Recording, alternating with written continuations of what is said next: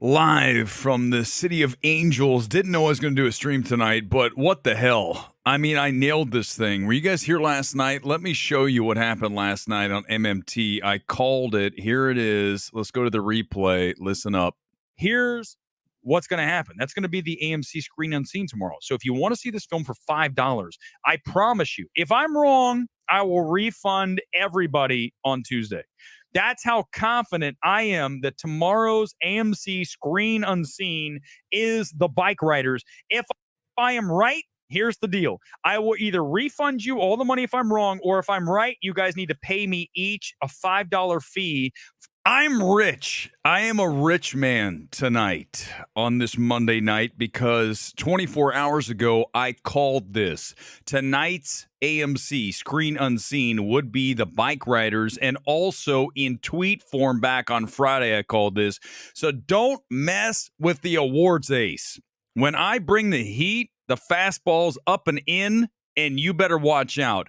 I'm going to be dead on. Right over the plate, it's a strike. This film, on the other hand, has some issues. Let's get into it here on this Monday night tight stream. When I say this, for the first time in my life that I have had this channel, and I say it's going to be tight, I'm not kidding you. If we're on after 15 minutes, the stream's suddenly just going to end. It's going to be over. I slept like shit last night. I am tired, but I'm here because I just got out of the movie, and it's best to do these things when it's fresh and you don't have time to, think too much. You just come out of it, and the reaction's the reaction.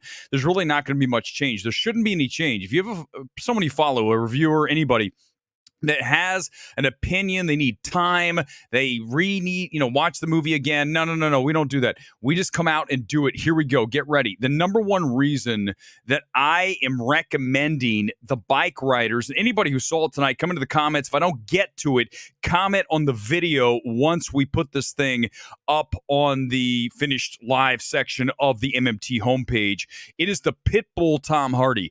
When you look at Tom Hardy, there is very few actors out there that when you watch them on the big screen, you just say, wow, the presence, right? He shows up and he's just got that menacing, badass thing going on. I go back to a film, A24 film, a lot of you probably never even heard of, called Lawless. If I'm not mistaken, that's what it was called. It had him and Shia LaBeouf and some other people in it.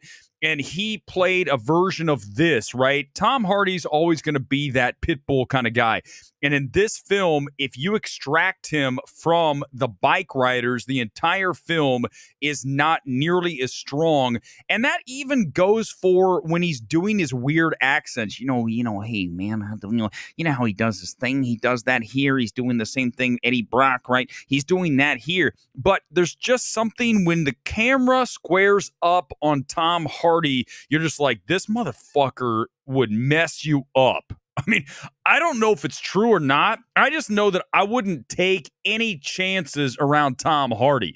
If I'm doing an interview with him, I want some space. I don't want him to be able to reach across and grab me by the throat. I don't want any part of it. So Tom Hardy really makes this film when he is, anytime he's on the big screen in this film, you are into the film. The ensemble cast, also strong. Look at the cast. We go to IMDb, and I'll bring you through some of the people that are in this film. In addition to Tom Hardy, you got Austin Butler, who's okay. I think the thing with Austin Butler in this film, he's doing Brad Pitt. I'm watching him, and I'm like, wait a second. This is like Brad Pitt in Killing Them Softly. Let me say this. Killing Them Softly has similar feels. It's a darker film. It's a much better film. Killing Them Softly is light years stronger than Bikeriders. Very similar in tone. I think the direction's better on Killing Them Softly, and Brad Pitt's better as Brad Pitt versus Austin Butler trying to be Brad Pitt in this film. So this is not the best. I don't think it's a detriment. I'm going to get to another negative here shortly about another member of the cast, and you guys will probably want to debate me on this, but I'm telling you, I'm good at this. I know when I'm watching this film, I'm like, there's something a little bit off, and I know what it is. I'm going to tell you. You've got Butler, you've got Jodie Comer, you've got Hardy, Michael Shannon's in this. Mike Feist plays the reporter. Quickly, if you don't know what the Bikeriders in, we don't like to give the movie away. That's not what we do here at MMT. We really just evaluate what works, what doesn't work. It's about a bike gang that was in the Midwest and Chicago area, and how it grew from like 65 to 72, this period of time. And this interviewer for a magazine, for a book, I don't know what the hell it was. I didn't do all the research ahead of time. Sorry. Mike Faced, it plays the guy writing the article or the book. And so he doesn't do a whole lot here. He's not like Challenger's Mike Faced. It's like Mike Faced holding a microphone as Jodie Comer tells her story, because it's narrated through her eyes as she hooks up with Austin Butler. And then it's kind of their story and the turbulence of this biker gang and everything that goes on. And you also have Boyd Holbrook, who actually, I will say this is the first time I've seen Boyd Holbrook in a movie that he didn't really annoy me. He's really kind of low key here. I think it was the best I've seen him in something. Norman Reedus shows up late. That was fun to see. The audience liked that too when he comes in. And then also, let's see who else. There's a few others. But in general, you're talking about a really strong ensemble cast. Jeff Nichols directs this thing. And Jeff Nichols, for me, you look at his filmography, take it all the way back to Take Shelter. We talked about it last night. That's a very strong film. Michael Shannon in that. And he is seeing the end of the world, which really suits so well to today. If you've not seen Take Shelter, watch that film, be like, wait a second, is this about now? It was so far ahead of its time, over 10 years ago now. Jessica Chastain plays his wife in that film. Very good film. And then you have Mud. Everyone knows Mud. And Midnight Special, another very strong film. Loving, I don't know, not as high on that one. But when you look at Jeff Nichols, he is a very competent director. I think he does Americana better than many. He said, what's a quintessential American director? I would probably throw Jeff Nichols in there. That said, the direction here is not of a level that I would say is certainly awards. I mean, it really feels like a minor league Scorsese film. It feels like if you gave this exact same thing to Scorsese, we'd end up with a much stronger film. I mean, that's hard for me to say because I like Nichols, but this film just underwhelms. It doesn't ever get to a level. It sort of gets there, and then it just doesn't get there.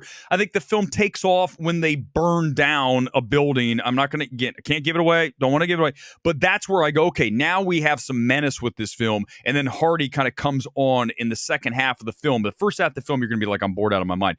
Then it starts to get going. Here's the big one that I think a lot of you are going to have a debate with, and I have no problem. Come in the comments. If I don't get to them tonight, again, short stream, leave them in the comments on the video. Jodie Comer's not the right person for this role. You look at her, British actress, correct? She is not, she's doing this accent. She's a Midwestern. Well, my biker friends here. That's not it. I can't. It's going to take me a second. I got to, hone in. I grew up in Columbus, Ohio. And we didn't talk like this. She's got this Midwestern, the boys and I went on the motorcycle over there and we all went over and I'm like, what is this? This isn't, it's too much. I can't believe that Nichols couldn't find an American actress who could just kind of play a Midwestern housewife.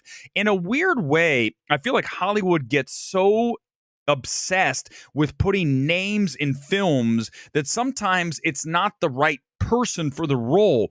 You look at Austin Butler, I think he's okay here. I don't think he's trying to play, again, this Brad Pitt badass. He's not quite that. Austin Butler is like 135 pounds soaking wet. He's not a big guy. So if you ask him to play this kind of like tough guy, it doesn't work. Hardy, like we said off the top, that guy is totally, don't with that guy. You just see it in him. With Butler, it's an act. And I think that is another issue here. But going back to Comer, I feel like when they put these films together, remember a lot of these agencies package these things. Like CAA has, I imagine they have all these guys.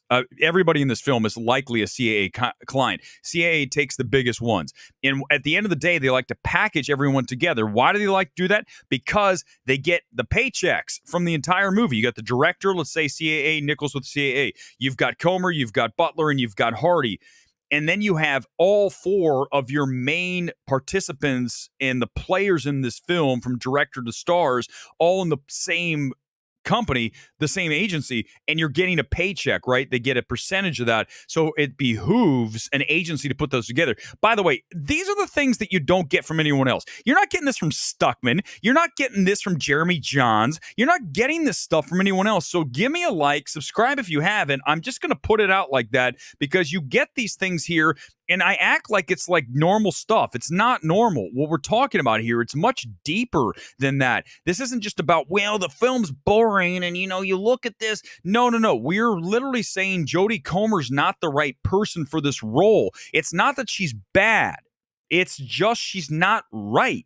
I'm watching it going, I wish I could know who else was up, and I'll bet you it was a better choice. And it goes back to the studio, the agencies trying to get their best talent in there. And let me just say this, and no disrespect to Jodie Comer, but let's just, be brutally honest.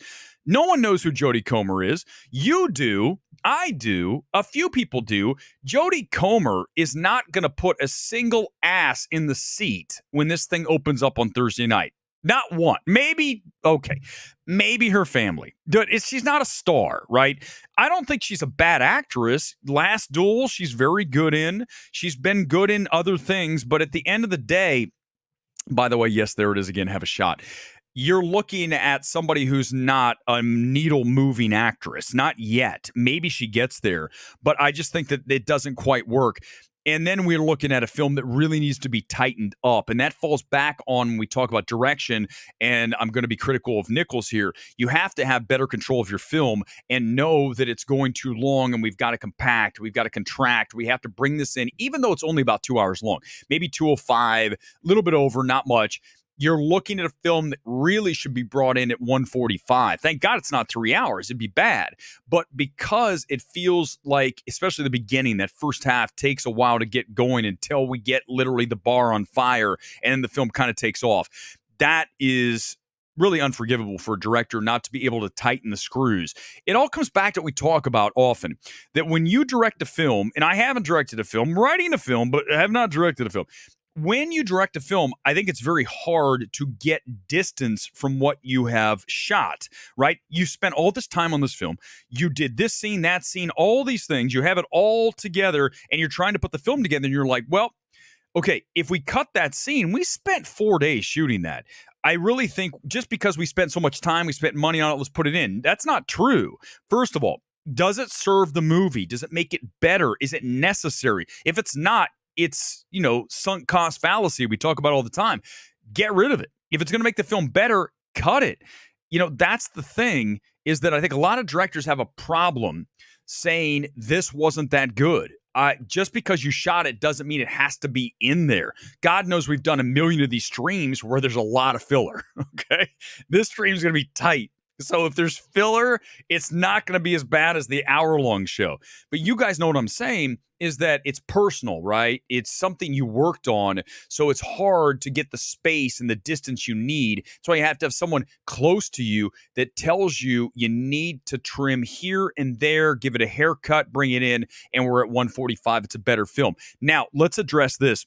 MMT score, by the way, here's 80%, B-. That's not a bad grade. Guys, as you can see, I'm really not high and I'm really not low tonight. It's a B-. So you're not going to get even a selfie out of the theater from me tonight. I was just kind of like, I came out and like, okay, here's what I understand. I understand why Searchlight sold this movie. I understand why they pulled it off the schedule last year. Debuted, I believe, at Telluride, maybe Toronto. Was it one of those fall festivals? I don't think it was Venice, but let's call it Telluride. And then it really had a muted response, which is exactly what you're getting here tonight. Not a bad film, not an awards film, right? Not a player. Certainly not last year when you had Oppenheimer and Barbie guaranteed in there to be big-time players. So you already have that. So you look at a studio in Searchlight going, well, listen, it's probably not going to do much for us. Let's pull it off the schedule. And then they say, well, how about we just go ahead and shelve it and Focus comes along? And I think this is a case of really a win for both studios. Searchlight is a quality studio, right? Whatever they put out is generally strong. Even if I dislike Poor Things intensely, I still think overall the filmography of Searchlight will stand up against pretty much any studio. Go back and look at their Oscar wins. They have quite a few. You look at Focus, another studio very similar under the Universal umbrella, and I think it's a good fit for them. And look, when they picked it up, now they put it in a spot where it can get some attention. It's counter programming. Right now, you've got Inside Out killing it again tonight. Packed crowds, guys. This might be over 20 million again today. That's huge. Summer's here. But really, you need to have that counter programming, something for the adults to see. Now, as I say that, we get ready to wrap. The stream's not going much longer. You need to, and this is why we talked about it last night on MMT, you've got to have those windows that protect these films like Bikeriders. That's a film that needs to have a 60-day window on it. I'm not going to unload like I did last night. I'm not doing it. I'm too tired. I can't. Last night was like, guys, that was full level 48 wattage. I mean, out of 10, it was so far off the Richter scale that just watch it. But at the end, when I stopped myself, I told you I would.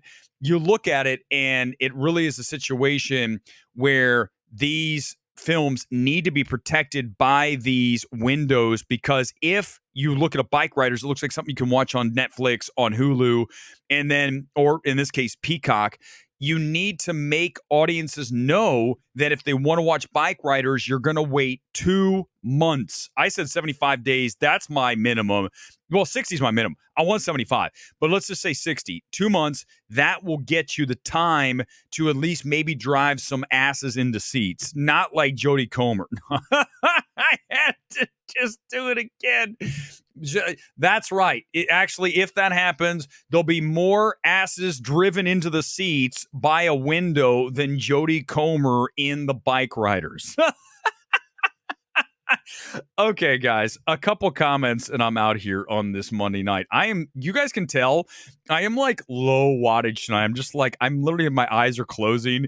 I was watching Bikeriders, just sitting there with my buddy Paul. We're watching. He liked it a little more than me, gave it a B plus. I give it a B minus. It's fine. Listen, no one's gonna hate this film, but you're exactly right. Mark, it's Focus. It'll be on Peacock in 17 days. And this is why we need the windows. Mark, you're almost gonna make me lose my shit. I can't, don't do it. Like this, don't do it. I'm not gonna do it. We need the windows. If we don't get the windows, films like Bikeriders show up on Peacock in 17 days and we're all screwed. And at the end of the day, fuck it. I'm done. Tom Hardy is your reason to see this movie. Seeking God's Will. Really, you nailed it. That's it. That's all I have to say about this film. Go see it for Tom Hardy, because there's something about that man that is dangerous, and I love watching him on the big screen. And here's your opportunity in a Scorsese light film in the Bikeriders. Go support it this weekend. Support small films like this, so the studios give us more films. Even if this isn't great, these are the films we want to see, and it comes back to, we got to get the windows. So Adam Aaron, get off your ass and get it done. That's as succinctly as I can say it here. I'm done. Monday night. I'll see you back on Thursday for Kinds of Kindness. That could get wild. I'll be re-energized and ready to go on Yorgos Lanthimos' follow-up to the abysmal Poor Things. Let's hope it's better. I'll see you Thursday night, MMT. Peace out. Live from LA. We're done. Bye.